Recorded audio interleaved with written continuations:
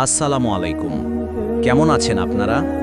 আমাদের মাদ্রাসার ইউটিউব চ্যানেলে ফিরে আসার জন্য আপনাদের অসংখ্য ধন্যবাদ।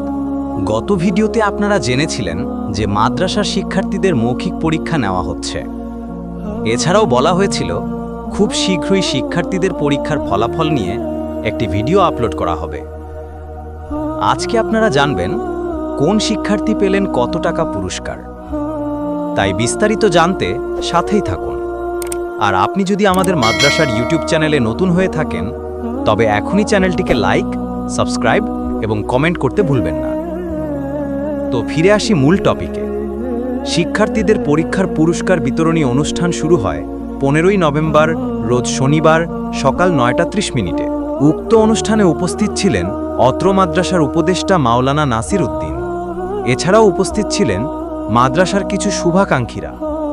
শিক্ষার্থীদের মোট 2টি গ্রুপে ভাগ করে প্রতি গ্রুপে 5 জন করে মোট 10 জনকে প্রদান করা হয় পুরস্কার।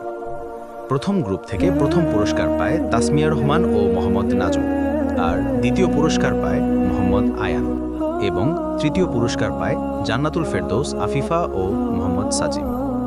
দ্বিতীয় গ্রুপ থেকে প্রথম পুরস্কার পায় তাসনিম রুশা ও মোহাম্মদ ইসমাইল, আর দ্বিতীয় পুরস্কার পায় মোহাম্মদ তানভীর ও মোহাম্মদ হামিদুল, এবং তৃতীয় পুরস্কার পায় মোহাম্মদ মুরসালাত। এতক্ষণ ধরে আপনারা জানলেন মৌখিক পরীক্ষার বিজয়ীদের সম্পর্কে। প্রতি 3 মাস পর এই ধরনের মৌখিক পরীক্ষা অনুষ্ঠিত হবে। মাদ্রাসা সম্পর্কে এই ধরনের সর্বশেষ খবরাখবর জানতে চাইলে এখনই চ্যানেলটিকে সাবস্ক্রাইব করে রাখুন। তো আজকের মতো বিদায় নিচ্ছি। সবাই ভালো থাকুন, সুস্থ থাকুন। আল্লাহ হাফিজ।